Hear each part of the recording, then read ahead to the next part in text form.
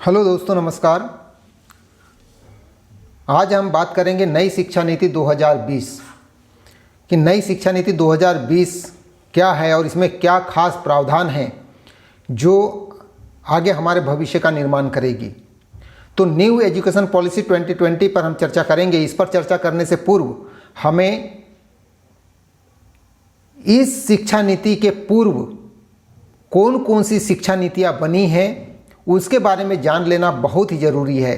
तो हम देखेंगे इसके इतिहास को कि ये नई शिक्षा नीति 2020 जो आई है उसके पहले की शिक्षा नीतियाँ क्या थी और उनमें क्या प्रावधान थे, पहले उसको हमको समझना अनिवार्य है। उसके बाद ही हम नई शिक्षा नीति 2020 को हम समझ पाएंगे।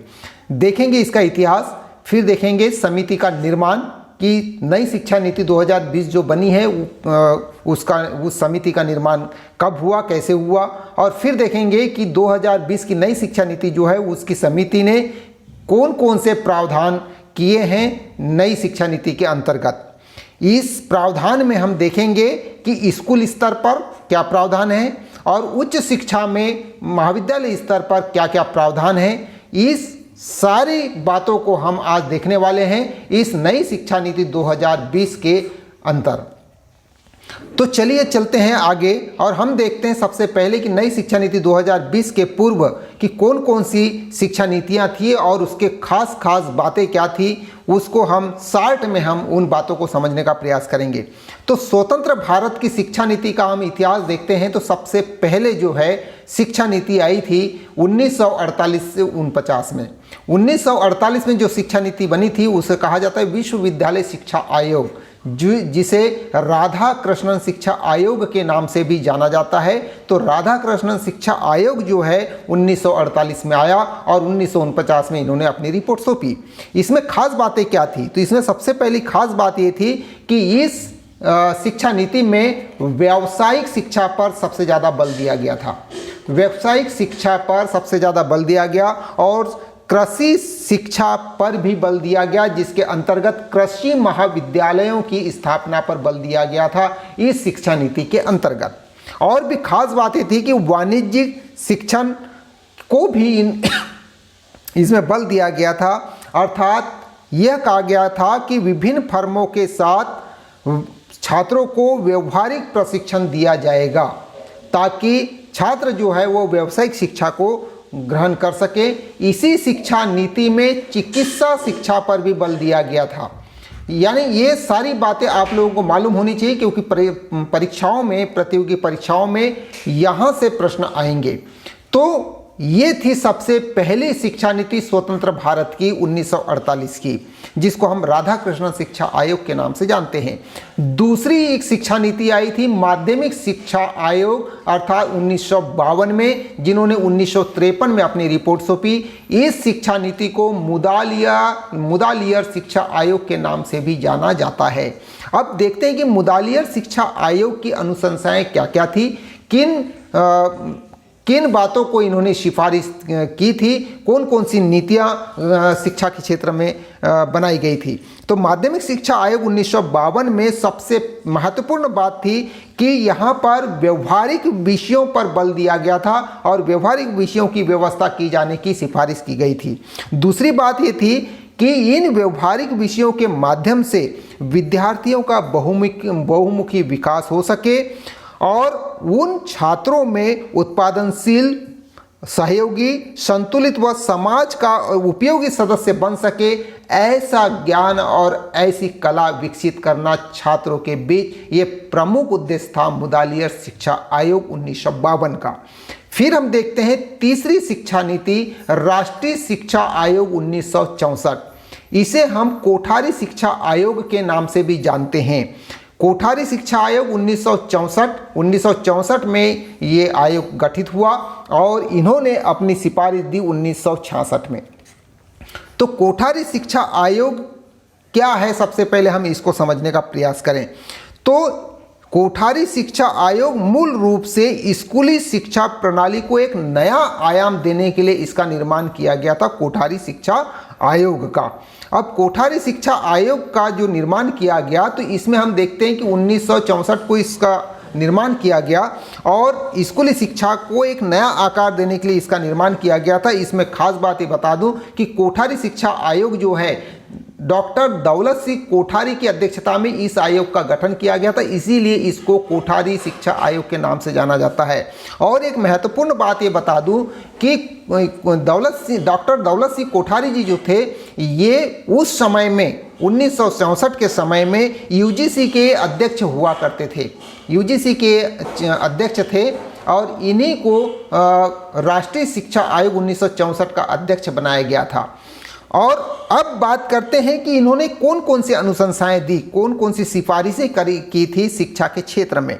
तो कोठारी शिक्षा आयोग ने सिफारिशें की थी कि शिक्षा के व्यवसायीकरण पर इन्होंने बल दिया था और विभिन्न व्यावसायिक क्षेत्रों में छात्रों की रुचियों और उनके योग्यताओं तथा उनकी क्षमताओं का विकास करने के लिए माध्यमिक तथा वरिष्ठ माध्यमिक स्तरों पर अवसर प्रदान किए जाने की अनुशंसा कोठारी आयोग में की गई थी, ताकि छात्र अपनी रुचि के अनुसार, अपने क्षमताओं के अनुसार अध्ययन कर सके और एक उद्यमशील या एक भावी अच्छा नागरिक तैयार हो सके। इसी उद्देश्य के आधार पर कोठारी शिक्षा आयोग ने अनुशंसाएं की थी।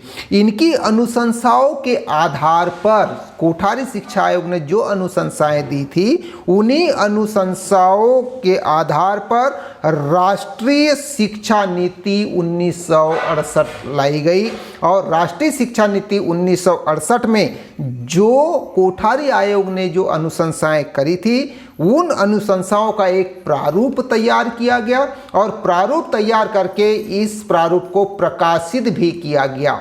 1968 में कोठारी शिक्षा आयोग की जो अनुशंसाएं थी, उसके अनुशंसाओं का प्रारूप तैयार कर उसे प्रकाशित किया गया 1968 में। इसमें खास बात ये थी कि इसमें शिक्षा को 10 वर्षीय सामान्य शिक्षा के रूप में बढ़ाया गया, 10 वर्षीय सामान्य शिक्षा के रूप में बताया गया, जिसमें छात्रों के कौशल विकास पर भी बल दिया गया इस नीति के अंतर्गत। फिर बात करते हैं कि ये जो प्रारूप बना करके प्रकाशित किया गया, इसी के आधार पर एक नई शिक्षा नीति 1986 की घोषणा कर दी गई, नई शिक्षा नीति 1986 बनाई गई। अब नई शिक्षा नीति 1986 जो बनाई गई, इसका प्रमुख प्रावधान क्या क्या थे? तो नई शिक्षा 1986 जो बनाई गई, इसमें 10 धन 2 धन 3 की प्रणाली अपनाई गई। 10 धन 2 धन 3 की प्रणाली जो अपनाई गई, इसमें यह कहा गया कि यह जो प्रणाली होगी, ये पूरे भारत में लागू होगी, पूरे भारत में लागू करने की सिफारिश की गई इस नीति को, 10 धन 2 धन 3 की योजना को। अब 1986 की जो मई 1986 में जो नई शिक्षा नीति बनी, नई शिक्षा नीति की घोषणा की गई, इसके खास प्रावधान ये थे कि प्रत्येक 1 किलोमीटर के अंतराल में, प्रत्येक 1 किलोमीटर के घेरे में एक विद्यालय की व्यवस्था होगी, लड़कियों के लिए समान शिक्षा की व्यवस्था होगी और विज्ञान और गणित विषय को सभी के लिए अनिवार्य कर दिया गया इस नीति के अंतर्गत। अब बात करेंगे कि 10 धन 2 धन 3 क्या है। अब 10 धन 2 धन 3 को हम समझने का प्रयास करते हैं। इस नीति में 10 + 2 + 3 की बात रखी गई। तो ये जो 10 है, इस 10 को बांटा गया है 5 + 3 + 2 में। अब 5 मतलब क्लास 1 से लेकर क्लास 5 तक प्राइमरी स्टेज, और 3 को रखा गया मिडिल स्टेज, ठीक है, मिडिल क्लासेस रखी गई, जिसमें 6, 7 और 8th रखा गया। और ये जो 2 वर्ष है, ये रखे गए क्लास 9 और 10, जिसको हम हाई स्कूल परीक्षा के नाम से जानते हैं। तो ये है 10 वर्षों को 3 भागों में बांटा गया, 5 + 3 + 2 में, जिसको हम लोगों ने आज तक इसी नीति के तहत, नई शिक्षा नीति 1986 के तहत ही हम सभी आज अध्ययनरत हैं। अब बात करते हैं कि इसके बाद 2 से आशय है, ये 10 की बात हो गई, 2 से आशय है 11th व 12th, और फिर ये 3 जो है ये स्नातक डिग्री के लिए रखा गया। इस प्रकार 10 धन 2 धन 3 की जो नीति आई थी वो आई थी नई शिक्षा नीति 1986 में। तो इसमें खास प्रावधान जो थे इसमें यही है कि इसमें गणित और विज्ञान विषयों को अनिवार्य कर दिया गया बच्चों के लिए पढ़ने के लिए। दूसरी बात ये थी कि इस आयोग की और ख़ास बात ये थी कि इस आयोग ने महिलाओं की समानता के लिए शिक्षा अनिवार्य कर दिया, अनुसूचित जातियों जनजातियों के लिए शिक्षा अनिवार्य कर दिया, अन्य पिछड़ा वर्गों के लिए शिक्षा अनिवार्य कर दिया और अल्पसंख्यकों के लिए, विकलांगों के लिए, प्रौढ़ों के लिए, सभी के लिए शिक्षा की सुलभ व्यवस्था की गई इस शिक्षा नीति के अंतर्गत। और आप लोगों को खास बात और एक चीज़ ये बता दूं कि इसी नीति के अंतर्गत, इसी नीति में नई शिक्षा नीति 1986 में ही सर्वप्रथम ऑपरेशन ब्लैक बोर्ड की व्यवस्था की गई। ऑपरेशन ब्लैक बोर्ड की व्यवस्था इसी नीति में की गई। और एक खास बात आपको बता दूं कि जो जवाहर नवोदय विद्यालय JNV जो दिखाई देता है वो इसी नीति का परिणाम है। 1976 की विद्यालय 1986 की जो नीति है इसी नीति से जवाहर नवोदय विद्यालय की नींव रखी गई। और साथ ही और एक खास बात इस नीति की यह है कि इसी नीति में 1986 की नई शिक्षा नीति में ही मुक्त विश्वविद्यालयों की भी व्यवस्था की गई थी। तो ये खास बातें थी नई शिक्षा नीति 1986 की। तो सर्वप्रथम नई शिक्षा नीति को समझने के पहले हमें इन नीतियों को समझना आवश्यक था जो मैंने आप सभी को अवगत करा दिया। अब बात करते हैं नई शिक्षा नीति की कि नई शिक्षा नीति अब क्या कहती है। तो नई शिक्षा नीति पर चलते हैं और सबसे पहले हम देखते हैं कि जो कमेटी बनाई गई थी उस कमेटी के बारे में हम जानते हैं। 34 वर्षों के बाद, यानी जो शिक्षा नीति आई थी 1986 में, उसके बाद कोई शिक्षा नीति नहीं आई। वही शिक्षा नीति आज तक चलती रही 34 वर्ष तक। और अब 34 वर्षों के बाद नई शिक्षा नीति 2020 आई। इन वर्षों में हुए बदलाव को देखते हुए शिक्षा नीति में भी बदलाव की आवश्यकता महसूस की गई और यह शिक्षा नीति 2015 में बनी सुब्रमण्यम कमेटी और 2017 में गठित डॉक्टर कस्तूरी रंजन समिति की सिफारिशों पर तैयार की गई है।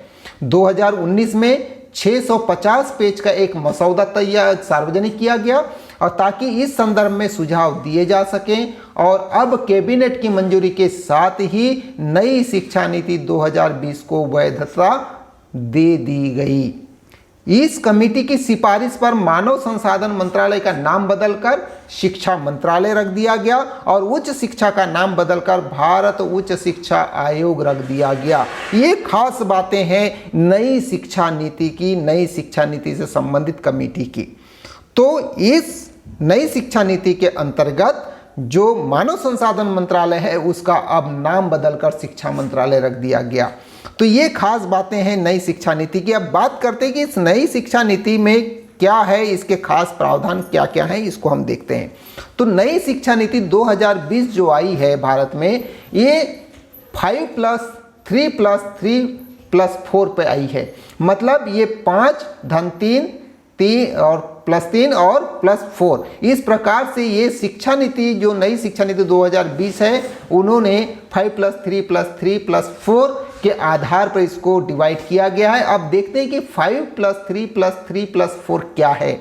तो सबसे पहले हम देखेंगे इसका फर्स्ट स्टेज यानी स्कूल स्तर पर हम देखते हैं सबसे पहला फर्स्ट स्टेज यानी 3+2 इक्वल हो जाता है ये 5।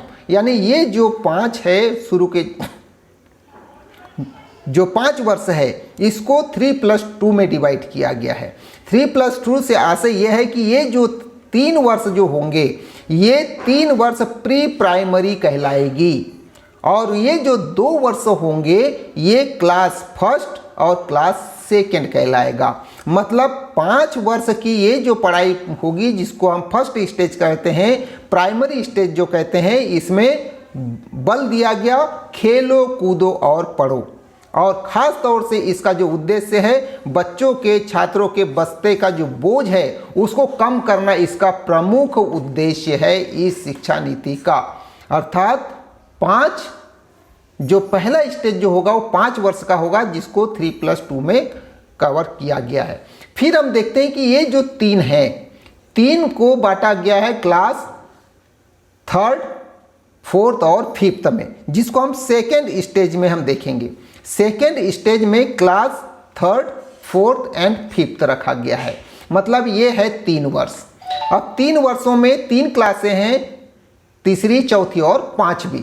अब इसमें खास उद्देश्य ये रखा गया है कि इन क्लासों में 3rd, 4th और 5th में छात्रों की, बच्चों की नींव को मजबूत करना है और विज्ञान, गणित, कला एवं सामाजिक विज्ञान का अध्ययन कराना इसी स्टेज में है। और 5वीं तक की जो पढ़ाई होगी वह स्थानीय भाषा, मातृभाषा और राष्ट्रभाषा में की जाएगी। इसी को त्रिव्यवस्था कहा भी जाता है, त्रिभाषा व्यवस्था भी कहा जाता है, क्योंकि 5वीं तक की जो पढ़ाई होगी वह स्थानीय भाषा में होगी या मातृभाषा में होगी या राष्ट्रभाषा में होगी।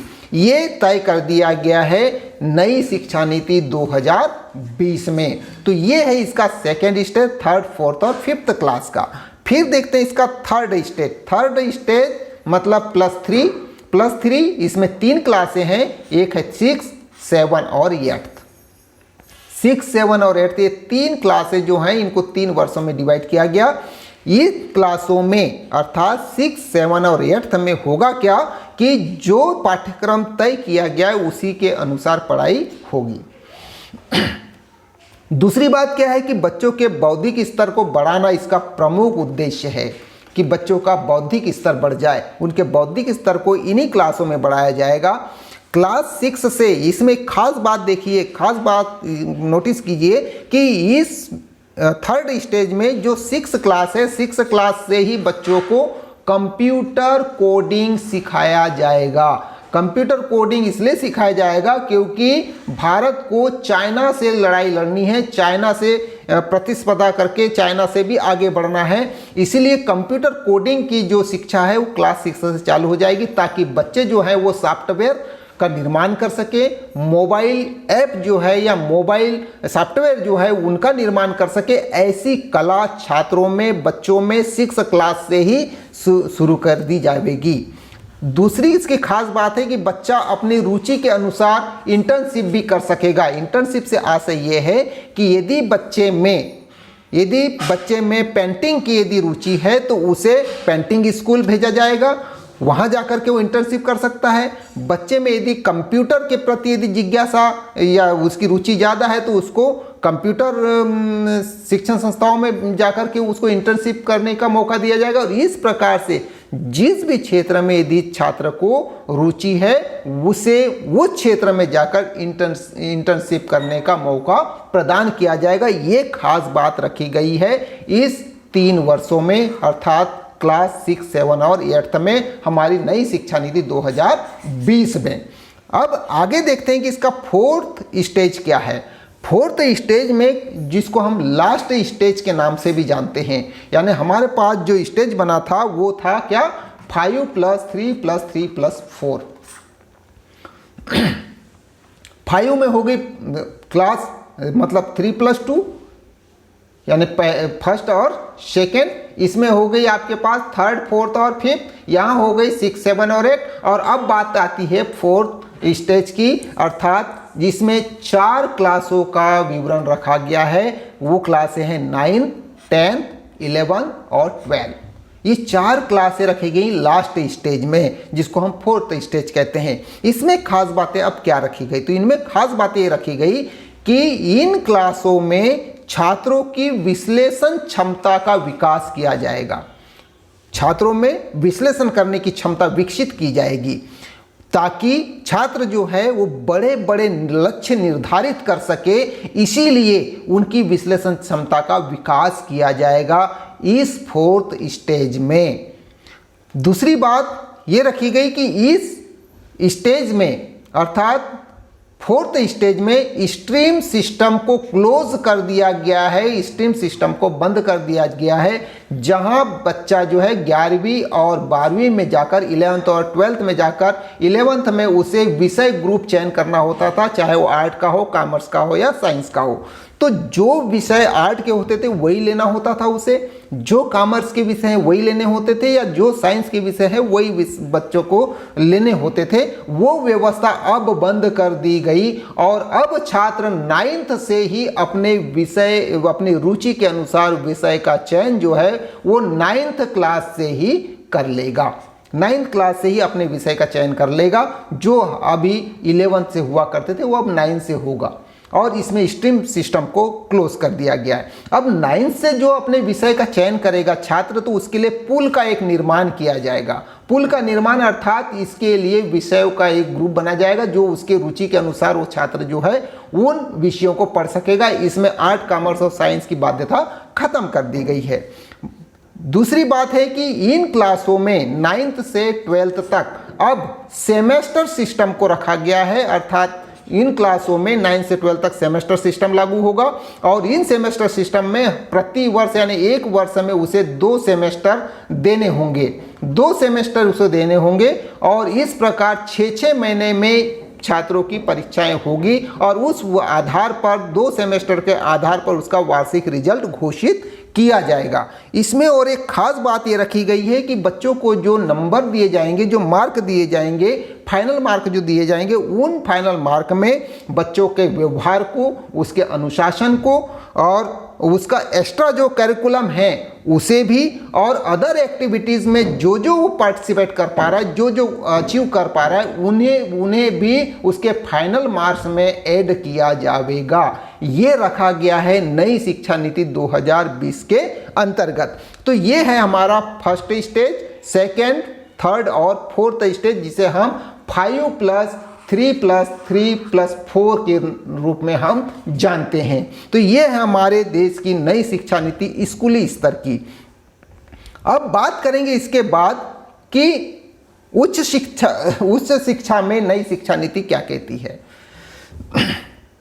तो उच्च शिक्षा में इस नई शिक्षा 2020 में, नई शिक्षा नीति 2020 में ये रखा गया है कि कॉलेजों में प्रवेश के लिए CET एग्जाम देना होगा।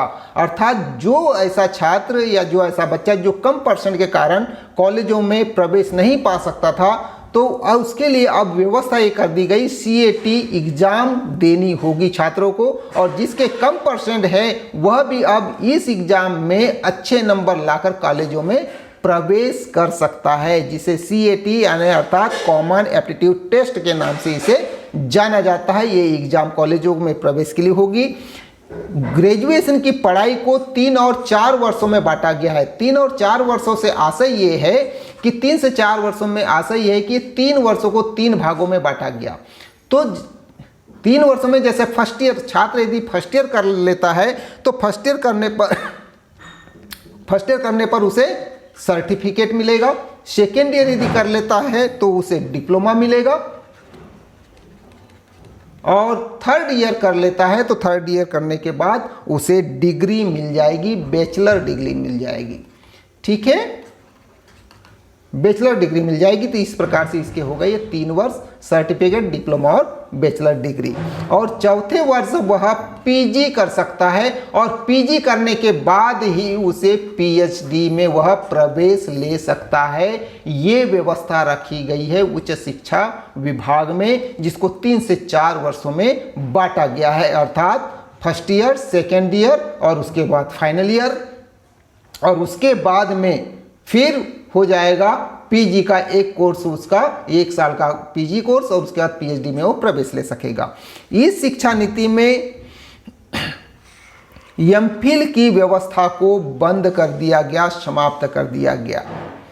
इसमें और एक खास बात ये रखी गई कि नई शिक्षा नीति 2020 में छात्रों के लिए मल्टी एंट्री और मल्टी एग्जिट की व्यवस्था रखी गई कि बच्चा कभी भी एंट्री कर सकता है और किसी भी क्लास के बाद वह एग्जिट भी हो सकता है। यदि किसी छात्र ने, इसको ऐसा समझे कि किसी छात्र ने फर्स्ट ईयर किया और उसके बाद उसने उच्च शिक्षा से पढ़ना छोड़ दिया या कॉलेज से पढ़ना छोड़ दिया तो उसे सर्टिफिकेट मिल जाएगा। यदि 2 वर्ष की वो शिक्षा अध्ययन करता है और उसके बाद यदि वो छोड़ देता है तो उसे डिप्लोमा मिल जाएगा। इस प्रकार से वो कभी भी एग्जिट कर सकता है और इसके बाद यदि उसे ऐसा लगता है कि उसने सेकेंड ईयर करने के बाद उसे बाद में आना भी है तो वह डायरेक्ट 3rd ईयर में वह एंट्री भी कर सकता है। तो इसलिए मल्टी एंट्री और मल्टी एग्जिट की व्यवस्था इस शिक्षा नीति में रखी गई है। दूसरी बात ये रखी गई है कि इस शिक्षा नीति में 2020 में छात्र अब अलग अलग विषयों की पढ़ाई भी कर सकेंगे। अर्थात यहाँ पर आर्ट, कॉमर्स और साइंस की जो बाध्यता है वो खत्म कर दी गई है। अर्थात कोई यदि आर्ट का विद्यार्थी, हिस्ट्री पढ़ने वाला यदि कोई बच्चा है, वह यदि चाहे तो वह फिजिक्स भी पढ़ सकेगा, चाहे तो बायो भी पढ़ सकेगा। अर्थात ये अब बाध्यता खत्म हो गई है कि साइंस का बच्चा जो है वो केवल साइंस के पढ़ेगा, ये बाध्यता खत्म हो गई। साइंस का जो छात्र है वह आर्ट के विषय भी पढ़ सकेगा। ये व्यवस्था इस नई शिक्षा नीति में रखी गई है जो बहुत ही अद्भुत दिखाई देती है। दूसरी बात यह है कि स्कूल एवं कॉलेजों में संस्कृत की पढ़ाई पर बल दिया गया है। अर्थात संस्कृत को स्कूलों में भी और कॉलेजों में भी पढ़ाया जाएगा। साथ ही एक और भी अच्छी व्यवस्था रखी गई कि विश्वविद्यालय स्तर पर यदि कोई संस्कृत पढ़ने वाला यदि कोई छात्र है जो शुरू से संस्कृत पढ़ते आ रहा है तो वह विश्वविद्यालय स्तर पर भी अन्य विषयों की पढ़ाई भी वह संस्कृत में कर सकेगा। उसे संस्कृत में पढ़ने की व्यवस्था भी विश्वविद्यालय में दी जाएगी। ये एक व्यवस्था रखी गई है 2020 के नई शिक्षा नीति में। दूसरी और एक बात रखी गई है कि महाविद्यालय स्तरों पर संगीत, कला, साहित्य को देश के हर कॉलेजों में पढ़ाया जाएगा। ये भी रखा गया इसी नई शिक्षा नीति के अंतर्गत कि हर कॉलेजों में संगीत की व्यवस्था, कला और साहित्य की व्यवस्था, ये साहित्य की पढ़ाई की व्यवस्था रखी जाएगी।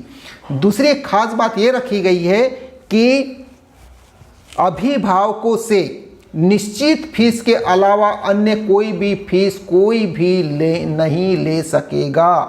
कोई भी इंस्टीट्यूशन वाला हो चाहे कोई भी कॉलेज हो, वह अभिभावकों से एक निश्चित फीस के अलावा और कोई दूसरी फीस वसूल नहीं कर सकेगा। इसका प्रावधान भी नई शिक्षा नीति 2020 में रखा गया है जिसे हम न्यू एजुकेशन पॉलिसी 2020 के नाम से भी जानते हैं। तो ये है हमारे देश की नई शिक्षा नीति 2020।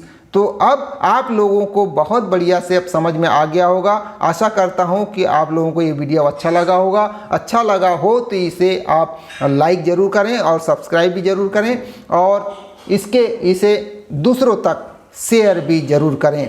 धन्यवाद।